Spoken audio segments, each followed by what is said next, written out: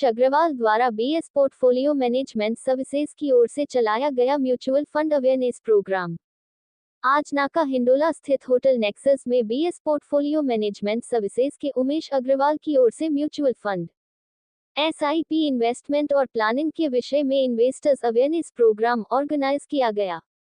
इस कार्यक्रम का संचालन उमेश अग्रवाल द्वारा किया गया, जिसमें उनके साथ विशिष्ट अतिथि के रूप में एचडीएफसी म्यूचुअल फंड से प्रमोद जायसवाल उपस्थित थे, जो कि लगभग 10 वर्षों से म्यूचुअल फंड इंडस्ट्री में कार्यरत हैं। इस कार्यक्रम में प्रमोद ने बताया कि आज भारत की 142 करोड़ की जनसंख्या में 3.5 करोड़ लोग ही म्यूचुअल फंड में निवेशित हैं, जो बहुत कम है। इसलिए हम हमेशा कंपनी की तरफ से अवेयरनेस प्रोग्राम करके लोगों को म्यूचुअल फंड के बेनिफिट्स, छोटे और बड़े निवेशों दोनों के बारे में बताते हैं। हम छोटे निवेशकों में एसआईपी के माध्यम से, जिसे सिस्टमेटिक इन्वेस्टमेंट प्लान कहते हैं, निवेश करने को कहते हैं, जिसमें छोटे से छोटा और बड़े से बड़ा व्यक्ति भी अपना पैसा लगाकर इन्वेस्ट कर सकता है और इस मार्केट में पार्टिसिपेट कर सकता है एवं इंडिया की ग्रोथ स्टोरी में अपनी भागीदारी निभा सकता है। प्रमोद जायसवाल ने ये भी बताया कि भारत की अर्थव्यवस्था बढ़ रही है और हम लोग 3.5 ट्रिलियन पर आ गए हैं और करीबन 7 ट्रिलियन तक जाने की बात कर रहे हैं। इन वजहों से इन्वेस्टमेंट में लोगों का पार्टिसिपेशन बढ़ गया है। और अगर यूपी की बात करें तो यूपी ने पहली बार गुजरात को भी हरा दिया है। स्टॉक इन्वेस्टिंग में यूपी सेकंड नंबर पर आ गया है। इसकी वजह से यहाँ के निवेशक जागरूक हो रहे हैं और इन्वेस्टमेंट में पार्टिसिपेट कर रहे हैं और अब उनको लग रहा है कि अगर हम इंडियन ग्रोथ स्टोरी में पार्टिसिपेट करें तो ये हमारे लिए बहुत ही लाभदायक सौदा होगा। आज के इस कार्यक्रम में उमेश अग्रवाल के सहयोगी विपिन कुमार पांड्या ने भी अपनी उपस्थिति दर्ज की। साथ ही उमेश अग्रवाल ने कहा कि म्यूचुअल फंड में निवेश हेतु जिन्हें भी सलाह की आवश्यकता है, वो मुझे मेरे नंबर 9839900475 पर संपर्क कर सकते हैं। मेरा नाम उमेश अग्रवाल है, मैं बीएस पोर्टफोलियो मैनेजमेंट सर्विसेज से हूँ। हम लोग यहाँ पर आज म्यूचुअल फंड अवेयरनेस प्रोग्राम के लिए इकट्ठा हुए हैं। इसमें हम लोग म्यूचुअल फंड और एसआईपीज़ के बारे में आपको बताएंगे। एचडीएफसी म्यूचुअल फंड से प्रमोद जी आए हुए हैं, वो आपको म्यूचुअल फंड अवेयरनेस और उसके लिए आगे बताएंगे। एसआईपी और म्यूचुअल फंड में क्या डिफरेंस होता है, सबसे पहले तो थोड़ा सा ये जानकारी चाहेंगे। म्यूचुअल फंड्स और एसआईपीज़ एक ही चीज़ होती है, बस एसआईपीज़ में हम हर महीने या हर क्वार्टर जो भी हम डिसाइड करते हैं उस रूट से हम म्यूचुअल फंड स्कीम्स परचेज करते हैं डिसिप्लिन वे में। क्या वजह है कि म्यूचुअल फंड से या एसआईपी से, इनमें से थोड़ा सा बहुत से लोग अभी भी थोड़ा हटना चाहते हैं, बचना चाहते हैं? Due to lack of awareness ऐसा है समाज में, उसको हम लोग दूर कर रहे हैं। जगह जगह जा कर के अवेयरनेस प्रोग्राम कर रहे हैं और कंटिन्यू अपने आप भी हर महीने हर 20 दिन पे हम लोग अवेयरनेस प्रोग्राम करते हैं।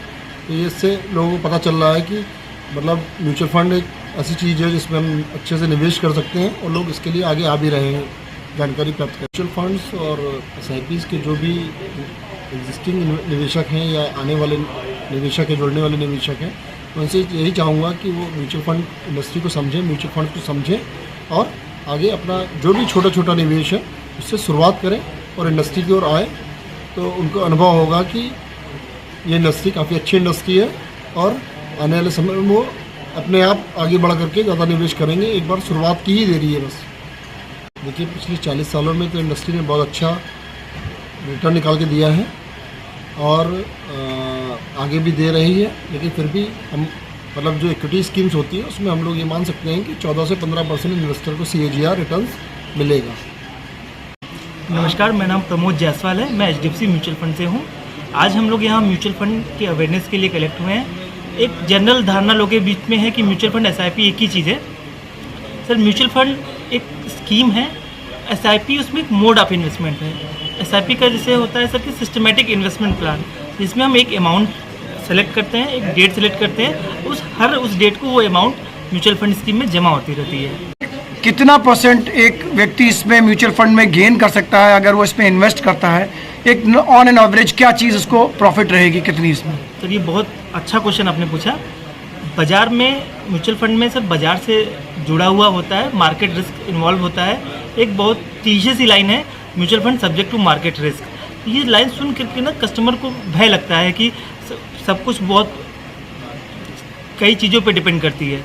लेकिन सर, अगर हमारा देश प्रगति करेगा तो स्टॉक जो कंपनीज़ हैं वो प्रगति करेंगे और जब वो प्रगति करेंगे तो म्यूचुअल फंड भी उसी से बढ़ेगा।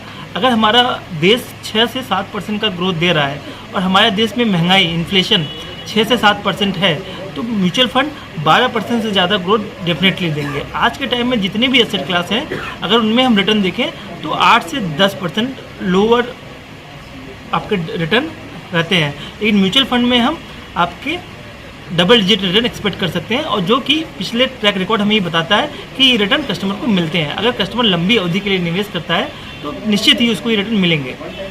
आमतौर पर शेयर्स पे भी लोग इन्वेस्ट करने से थोड़ा बचते हैं या घबराते हैं, क्योंकि इसमें शायद हाई रिस्क रहता है।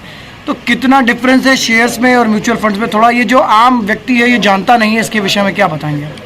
सर, शेयर्स में क्या होता है सर कि जो आप बाय करते हैं उसके लिए आपको एक डीमैट अकाउंट ओपन करना पड़ता है, और आप अपनी समझ से या आप जिन पे विश्वास करते हैं उनकी समझ से आप स्टॉक खरीदते या बेचते हैं।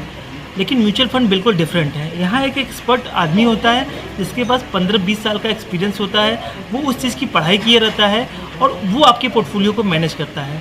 आप आज के टाइम में कोई भी शेयर खरीदना चाहेंगे तो आप 100 रुपये से या 500 से नहीं खरीद सकते, लेकिन म्यूचुअल फंड में आप 100 रुपये से भी इन्वेस्ट कर सकते हैं, और उन 100 रुपये में भी आप 50 कंपनियों के स्टॉक बाय कर सकते हैं। सर, इन्वेस्टमेंट के लिए मैं 3 गोल्डन प्रिंसिपल फॉलो करने के लिए अपने सारे इन्वेस्टर को बोलता हूँ, जो कि मेरा प्रिंसिपल नहीं है, ये वॉरेन बफेट जो इन्वेस्टमेंट की दुनिया के एक महान हस्ती हैं, उनका है। Invest early, invest regularly, invest for long term, not for short term. इसको मैं हिंदी में भी एक्सप्लेन करता हूँ कि आप जल्दी निवेश स्टार्ट करें, आप लंबे समय के लिए निवेश स्टार्ट करें, छोटे समय की अवधि के लिए ना करें, आपको लॉन्ग टर्म में बाजार से ज़्यादा अच्छा रिटर्न मिलेगा।